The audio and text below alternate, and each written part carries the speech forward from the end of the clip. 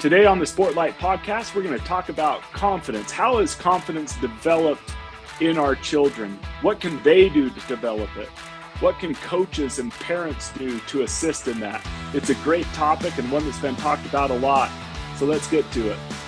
Welcome to the Sportlight podcast for parents, coaches, and athletes. The Sportlight refers to the time in an athlete's life when they have increased ability to affect the culture around them and the increased opportunity to learn life's lessons through sports. This podcast aims to help parents and coaches capitalize on their athletes' precious time in the Sportlight. The Sportlight podcast is brought to you by Especially for Athletes program. Hey, Dustin, how are you, man? Hey, Shad, good to hear from you, man. Yeah, it's always awesome to have these discussions together. I hope everyone else enjoys them as much as I do. So I love talking with you about these subjects. Today, we're talking about confidence, and I know you do a lot with quarterbacks and with your football team, and I just want to bring up the concept of confidence and that question that was posed in our intro. How do we help our children to develop confidence? And before we go to a few videos, things that have been on our podcast and other things that you've sent me in the past and that I've found recently, I would love just to pose that question to you, Dustin. Just if someone wanted their child to have confidence or their player to have confidence, what are some of the thoughts you have in relation to that? Well, like you just mentioned, and as we dive deeper into this discussion, and we share some points that have been brought up by some successful coaches across the country that I believe you have queued up to share with the audience. Confidence is an interesting, very interesting word because it's sort of thrown around, I think, kind of loosely, as if it can be just easily turned on in a conversation in the car over to the game. Hey, son, you got to have confidence today.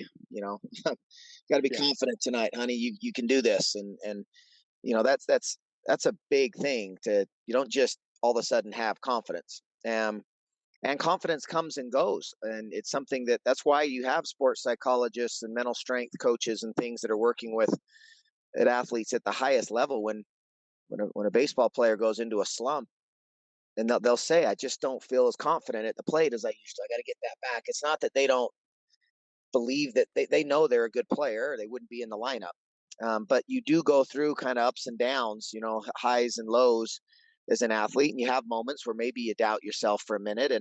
But I think it's key at that point to really lean on your preparation and really lean on what got you there, and realize that, that part of the process is there are going to be valleys that you have to go through and climb out of. And when you're in that slump or in that tough spot, that, you guard your confidence, guard that work ethic that you've put in, and the time and effort you've put in, that, hey, I can get it back. It's just a small tweak here or there. And where parents need to be very careful is in choosing the words and things that we say to our kids. And going back to one of our early podcasts, the focus being more on the process and less on the podium or less on the result. That in the process, in the work, is where the confidence is gained. And sure, you need to have some success, or you want to, feel a little bit of, a little bit of the fruits of your labors by having some success. But it's in the work that the person realizes that, I've put in the time, I've earned this, I am getting better, I can feel it and see it, and they have that gritty mindset to step into the box in a softball game or onto the court in a basketball game and know that, no, I'm good. I can do this. And that's confidence. Yeah, I love what you're saying. In fact, one of the videos, maybe I'll play this video right now. It comes from PGC Basketball, which is Point Guard College Basketball. Really good follow on social media if you love sports and the things that we talk about. But the coach there, I believe her name's Brittany, never gives her name, but she says something that went right along with a lot of the things that you've been preaching for a long time and we've talked about on this podcast. And so let's give this a listen. I'd love just to get your thoughts coming out of it. One of the things that I hear athletes say a lot, they say things like, well, my coach, he's really negative and he doesn't like me and he took my confidence away. Nobody can take your confidence away from you. I mean, think back to the two places that confidence comes from. It comes from your preparation and what you think about all day. And you have 100% control over both of those things. So no one can take your confidence away from you. You can give it away. I'll take that one step further, and I'll say, not only can no one take your confidence away from you, but you have a responsibility to protect your confidence. It's your responsibility to protect your confidence as a basketball player. It's not your coach's responsibility. It's not your teammates or your parents' responsibility. It's your responsibility to make sure you're preparing in a way that gives you confidence and you're thinking in a way that gives you confidence.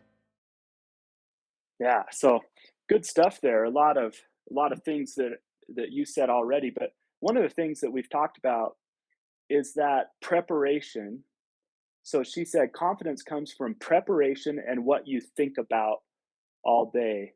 And Dustin, you've talked with me about desire. There are athletes that they simply, out of duty and out of obedience, they show up to practice. They're always going to do exactly what the coach asks them to do.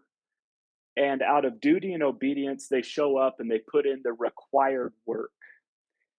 But I don't think that reaches the level of work that is required to really be competent to the point that you have real confidence. Everybody's doing that. And you've talked to me about that element of desire or passion as we work and creating the level of work necessary to produce confidence.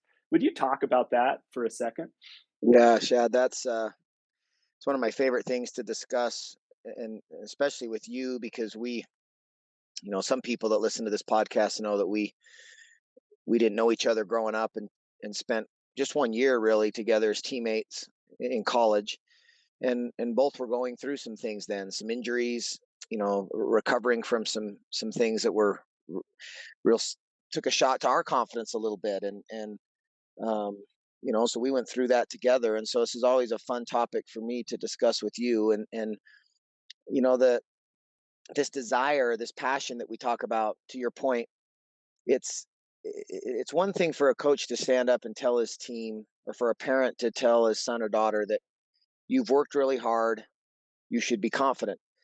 And it's true. Like, that's not a false statement. If a kid does exactly what you just said, out of just obedience and respect for their coaches and their teammates, they show up to everything and they're on time, and they run every sprint, and they go to every weight training, and they watch film, and they do all those things. They're working hard. To the average 15, 16, 17-year old kid in America, compared to what that athlete's doing, that athlete is working hard. But it's not the level of work that we're talking about, and especially for athletes. When we say keep your eyes up and do the work, we're talking about keeping your eyes up when you want to put them down and quit and give up and go to sleep and call it good. It's getting your eyes up when you want to stay asleep in the morning, instead of waking up and opening your eyes and getting up and getting to work. That it is going to be hard. And what really fuels that, sometimes it's a coach, and maybe it's the fear of a coach getting mad, or it's the fear of mom or dad getting upset at you because you missed something. But that will ultimately wear off, because that's just, and I know I've probably beaten this too much in past podcasts, but that's the constant need for regular inspiration from other people. At some point, the desire has to be such that we become self-motivated enough. We have to want it bad enough for ourselves, not for mom or dad, not for a coach, not for anybody else. That it's our life. We're the ones putting in the time and the sweat and the blood and the bruises. We have to want it bad enough to commit to do whatever it takes, and to do more than what every other high school or college athlete is doing, which is going to practice, going to every weight room session, being on time. That's what everybody's doing. And if you really don't have that drive to really bear down and really put in the extra time, to come home after practice, for example, and maybe your coach worked your team hard, but you know what? You're in pretty good shape. And so for you, that workout wasn't as hard as it was for your teammate. For your teammate, Tommy over here, he could barely walk to his car after practice. It was so hard. But for you, maybe you're a little bit more conditioned or advanced in your training, and it really it was a good workout for you. But if you get home and you still have something in the tank, you got to empty the tank. Like you got to go to bed on empty. And if not, then you don't really have the passion. You don't really have the drive. You're okay with being good enough. And when you eventually run into that kid who has that extra level of drive, you're going to find that you're not as confident going up against him because quickly you're going to realize that they're bigger, faster, stronger, and they're better than you. And so I think in the vein of this topic of confidence, at the end of the day, we may find that we're in front of somebody who is just bigger and better than us. But at least we've got to be able to look in the mirror and honestly be able to do an assessment and say, I have done everything physically and mentally and emotionally possible for me to give myself a chance to win right now. And now I can just go for broke. Because if you haven't, and that doubt creeps into your mind because you cut corners and you didn't quite prepare, you didn't quite want it bad enough.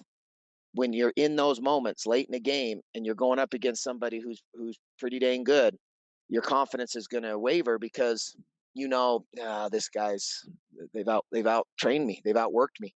And so I think getting our kids to understand is at a young age that if you really want to go for this thing, meaning you really want to be your very, very best and have a chance to be maybe one of the great ones in your team or your state or the country or whatever your goal is, that the level of intense desire, focus, preparation work that we're talking about is probably quite a bit different than simply being at every practice and every weight room, workout. It's got to be a lot more.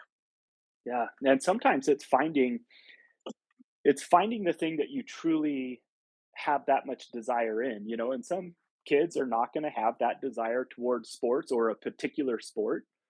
So they might be listening to this and saying, man, I mean, yeah, I when I'm done with football, I'm done with football. When I'm done with dance, when I'm done with volleyball, that's all I want with it. And that's fine. It's totally fine to participate in sports, right? But I think that one of the secrets to success in life is you and I have met with these wonderful people who have been on our podcast, truly successful people. They have found something in their life that they are so passionate about that it's what they think about and want, it's what they want to do when there's nothing else to do. you know Yeah. they want, it's not that they're going out in the backyard because, hey man, I am a hard worker. That's part of it, but part of it is they just love it so much that they want to do it all the time. And when that desire meets work ethic, then those two things coming together, they produce the preparation necessary to truly develop confidence in an area. It's not Yeah. vibrato, it's true quiet confidence that comes from, I love this so much and I've done it so much and I've worked so dang hard at this that I can't believe that person across from me has outworked me.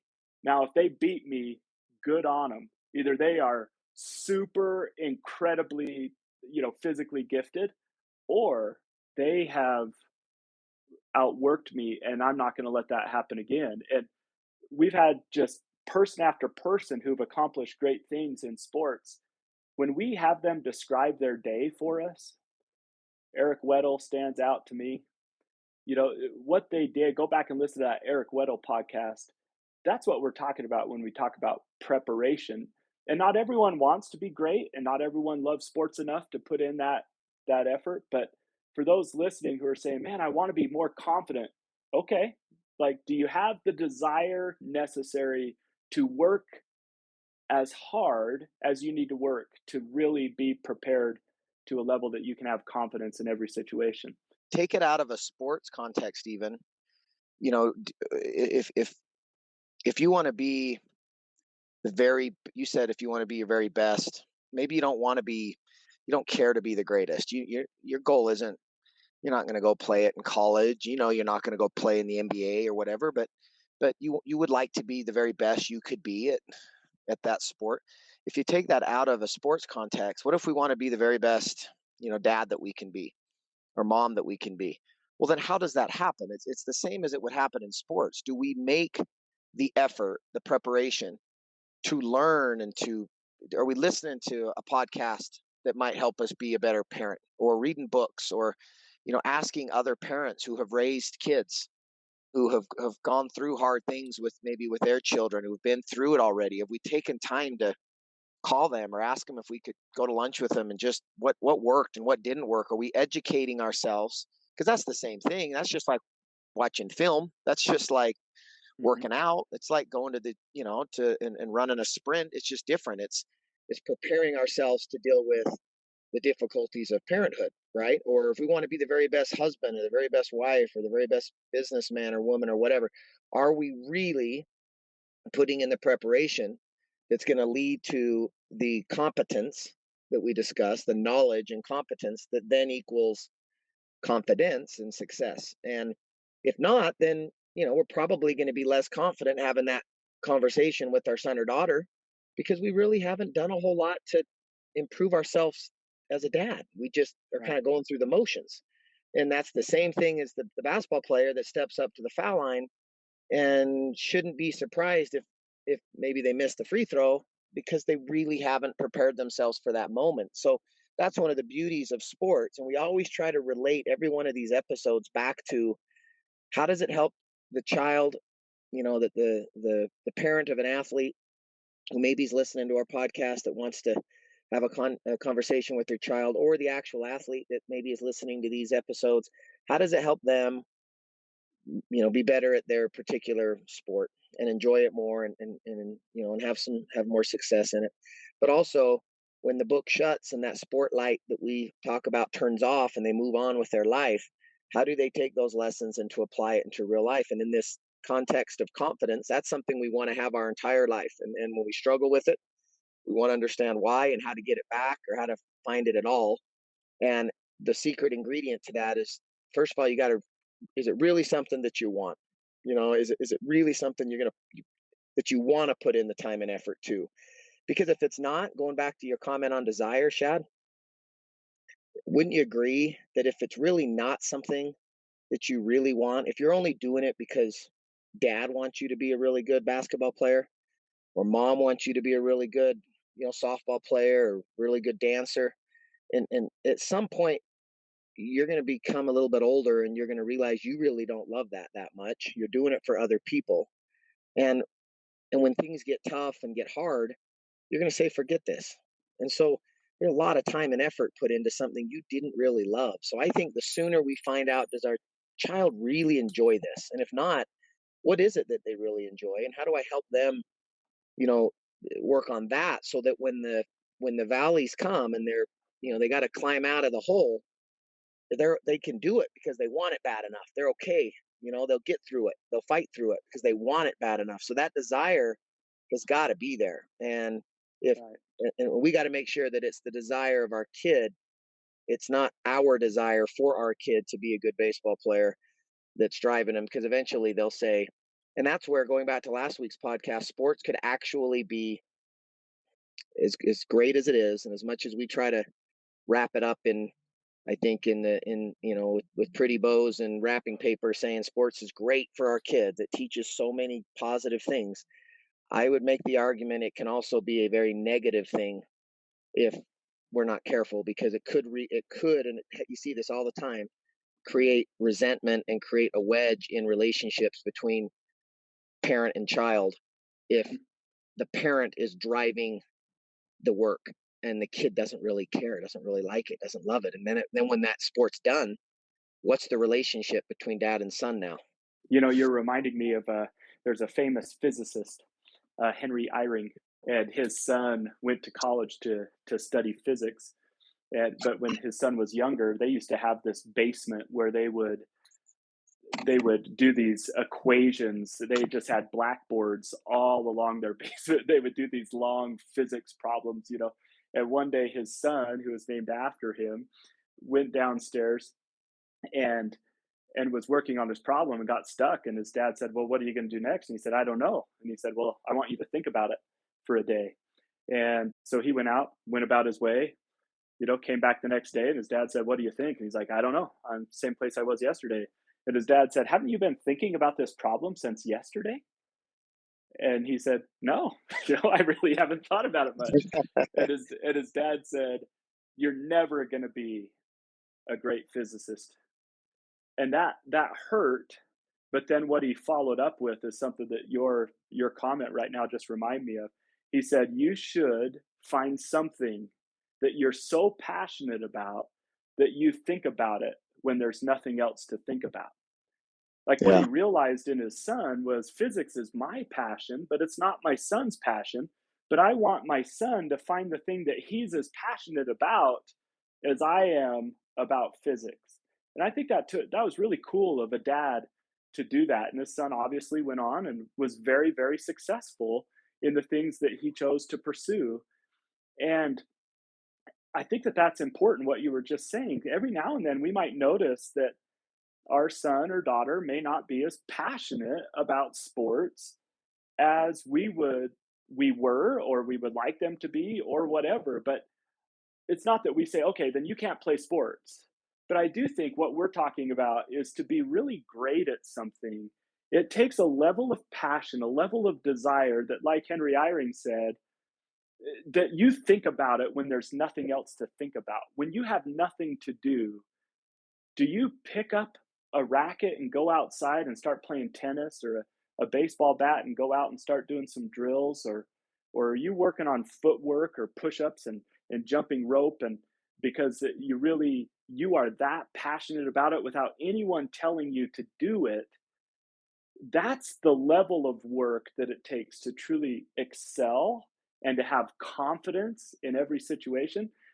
But if that desire and passion are not there, then I think it's hard to produce the amount of work necessary to truly excel. And so, one of the secrets of life might be to find the thing that you love so much that you do it when there's nothing else to do. That it's what you're daydreaming about and almost losing focus in the other areas of your life because it's so hard not to focus on this one thing because I just love it so much. And so I think that desire part is just absolutely critical.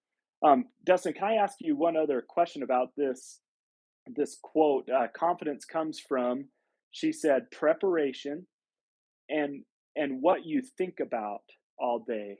Now I wouldn't like say, oh, I totally disagree with this lady, but I think sometimes coaches and parents might hear this. They might think, yeah, I have nothing to do with my kid's confidence.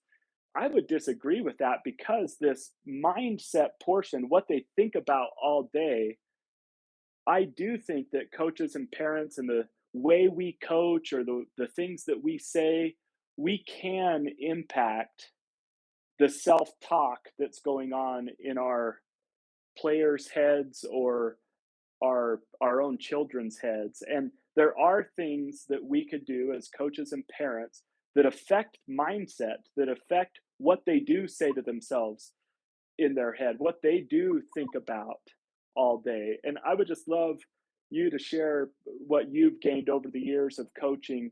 How can parents and coaches affect mindset in a way that impacts confidence level? Well, I'm glad you brought that up, because and again, not everything that she said in that comment I agree with, and even her comment about, you can't take a coach can't take confidence. I actually agree with that as well. However, I think that, to your point, we a coach or a parent can greatly impact what she said you have 100% control over. And she talked about two things, and one of those was what you think about all day. And that's what you're alluding to, is that absolutely a parent or a coach can have a major impact on what an athlete is thinking about during the day. And if those thoughts are thoughts of failure, if those thoughts are thoughts of disappointment and, not being successful out there, and a coach pulling them out of a game, then absolutely that can affect, their confidence. And so I disagree a little bit if the point was that they can't, that an adult can't interfere with the mindset of a player or a child. There's little things that a coach can do. I've may or may not have mentioned this in the past, but I had a coach 15 years ago that worked with Olympic sprinters once tell me, that you train animals and you coach people. And that really jumped out at me at the difference in the two. That, I want to coach a kid. I want him to know what he did or didn't do right. It might be a small victory, something that's not a big deal, but you celebrate it because you look for those things after games and on film to make sure that that kid knows that, hey, you did a great job on that play in the middle of the second quarter that nobody really noticed. And even though there was maybe a mistake made in the fourth quarter when everybody noticed it, we wouldn't have been in the situation to even be competitive in the fourth quarter if you hadn't made those plays earlier. And let's point those out and celebrate those small victories. But then when you get to the mistakes, to the errors, coach it up. The trainer, would whip the animal, or punish the animal to go harder, to do better next time. And so the animal learns to not do that again, or it's going to get in trouble. And that's the difference between, I think, training and coaching, is that we want to, if we coach the kid, we love the kid, and we make sure they understand why we're coaching them, is because we believe they can do better, right? And I'm sure everybody listening to this podcast has heard this before, that when a coach, or when a coach in particular is getting on a player, it's usually because that coach believes that player can do it. Otherwise, most coaches wouldn't waste their breath. They're angry, or they get frustrated because they see what that player can do, and they want that player to realize it. And so sometimes you're trying to get on that player to see that, and for the player to have somebody in their corner that's pushing them, to look at that as, hey, it's not that they don't think I can do this. They're getting upset here because they want me to dig deeper, because I can do this. They have confidence in me. That's why they're pushing me. That's why they're getting frustrated that I'm still not getting there, because they know I'm close and I can do it. And looking at it more as a compliment, rather than as, if they don't believe you can do it, most coaches aren't going to scream and yell at somebody that they don't believe it's possible for them to accomplish it. You're going to move on and get somebody else. And so, but you can't give it, right? You cannot give confidence. It's not something we can just hand to somebody. And we can compliment them all we want too, but if they're empty compliments, if they're not sincere, then all we're doing is we're stroking the ego of the athlete, and eventually they're going to run into reality. And so I think that's the wrong approach as well. But to be honest, make sure the kids know you're going to be honest. Make sure they know you love them, and that you love them enough to coach them hard and to tell them the truth if they're not fast enough, or if they're not, getting the bat around fast enough, or if they're not, whatever, playing defense well, that you're showing them, you're honest with them. And then as parents, being able to take the goggles off from time to time, the mom and dad goggles off, and realize that this is good for my son or daughter to be told honestly where they need to improve. And my job is to say exactly what, Dr. Eyring said, and that is, what are you going to do about it? Take time and figure it out and work. And then if our child is going to put their head down and go to work, how can we help them? And then get as involved as possible to help that child get all the resources they can and coach them up, and give them every possibility to get better at it, because, hey, they have the desire. They do want to do it, and they do think about it in their spare time, and they dream about it. It is something they're willing to wake up early and go do. And well, then I think we need to feed that. But if it's not, then don't do it if it's not something they want to do, because it's more for our egos. So that in most cases, sorry parents, in most cases it's because we want to go to our social media accounts and tell everybody how great our daughter is, or how great our son is.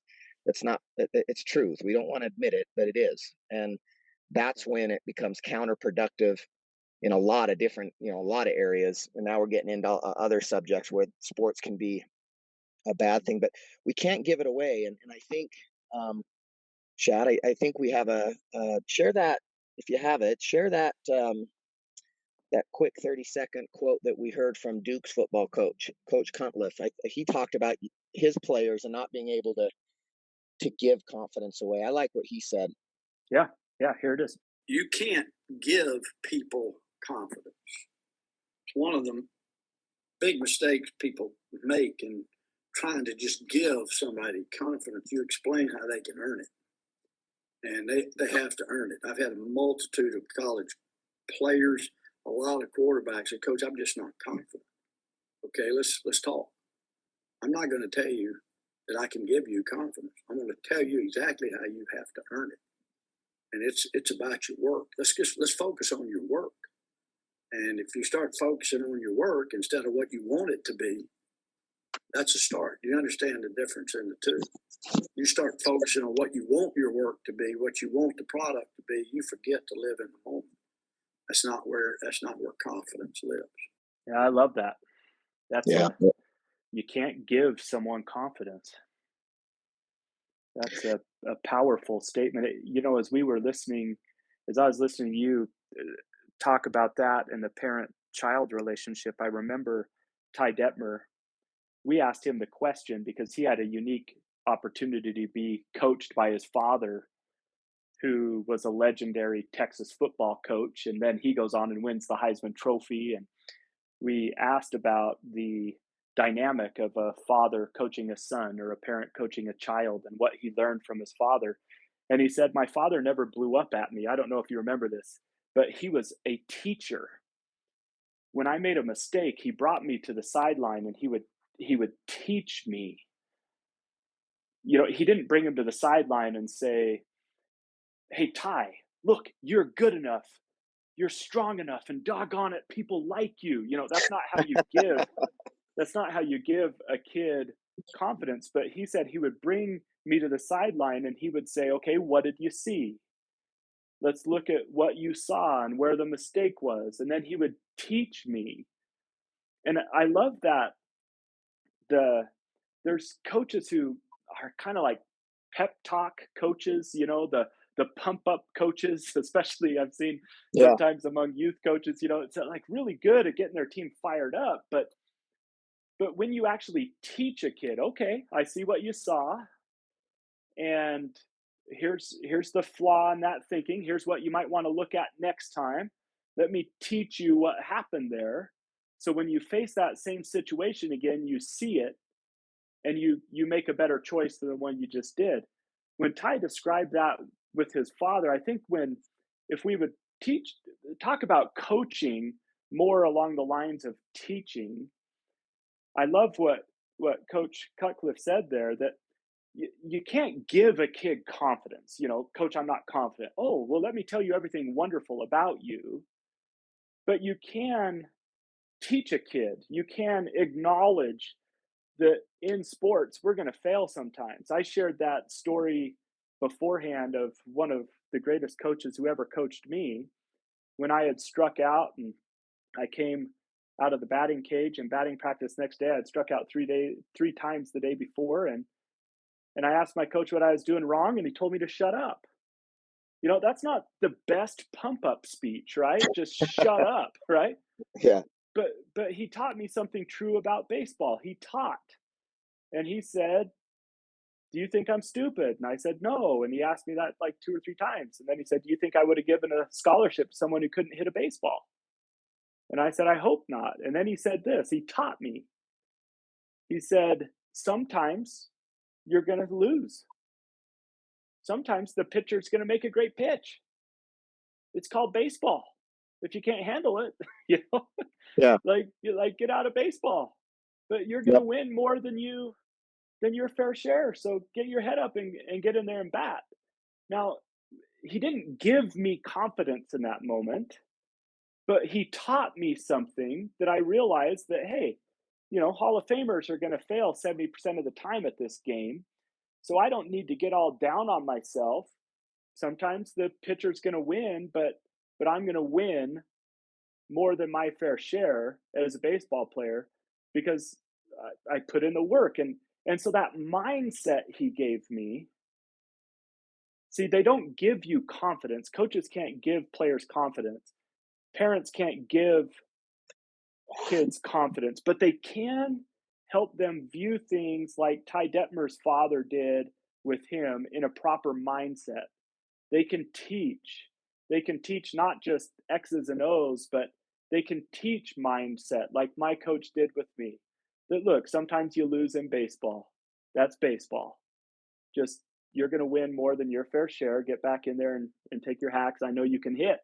Yeah. That helped me have a mindset that produced confidence. And so So I do think that's important. The way we talk to our children, we can't give them confidence, but we can help them think with a proper mindset and to focus on the proper things. Dustin, I know you and I say the same things to our girls.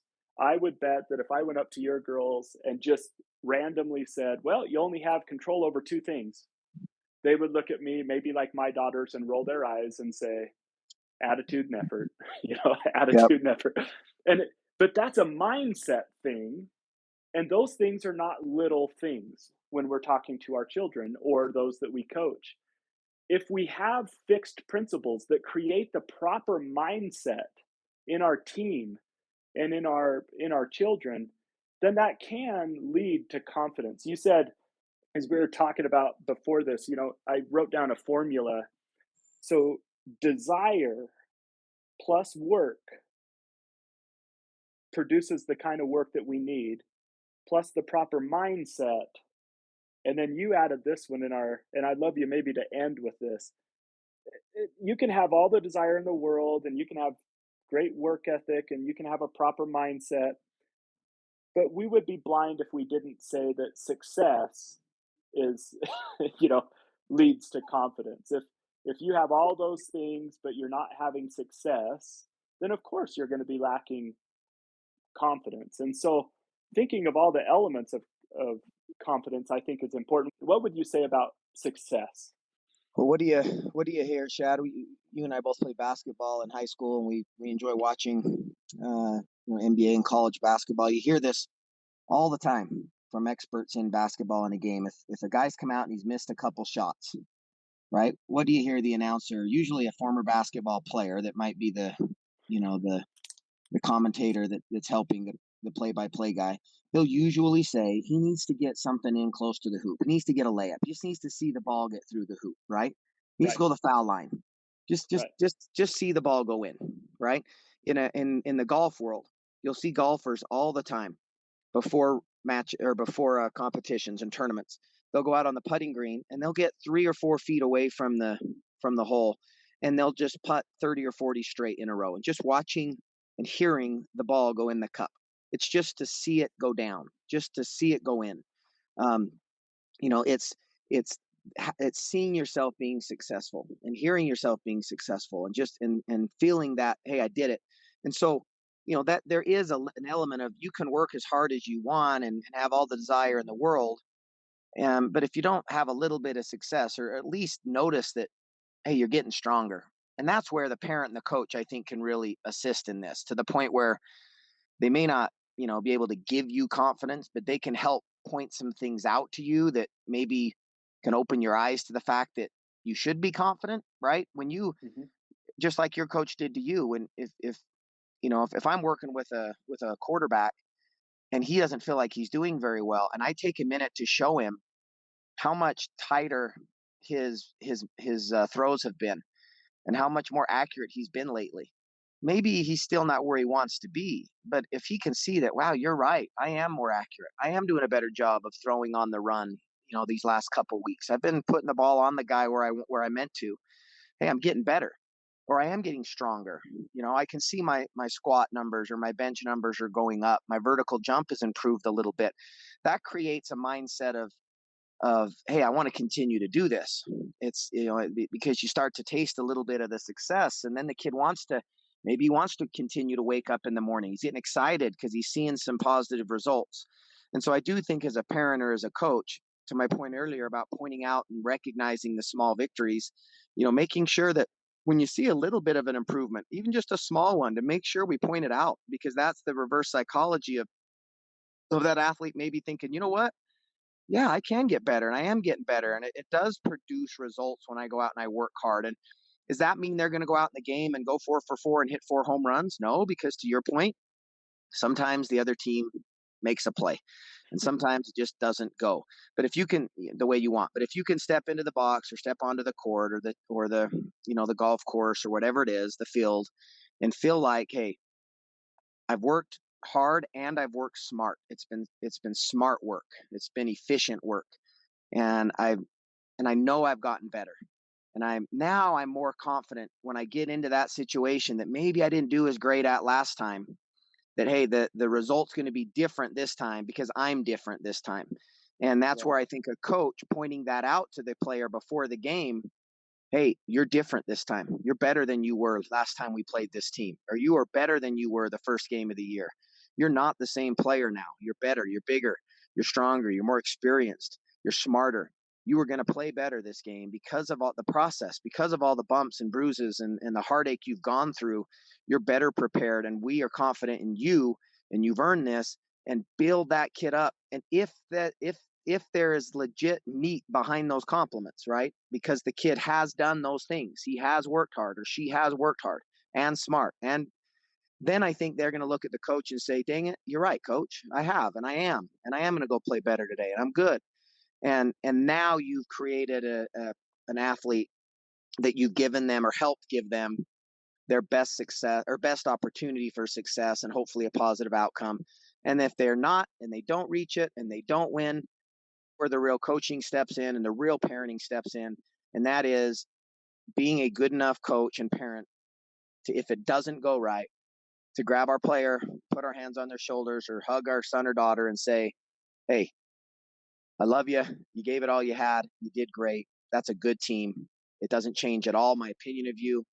And as a player, as a person, where do you want to go grab dinner? And move on. Life moves on, right? Put it to bed and move on. The way you define success there, sometimes going back to that podcast we already referenced, if it's all about winning or getting the hit or completing the pass or spiking the volleyball a certain number of times or whatever, then we might talk to our child in a way that does change mindset and damages confidence. But if we're looking for those little victories and the progression that comes in, because it's so incremental when we're talking about, by the time you make it to a high school sport, you are not going to be good one day and great the next.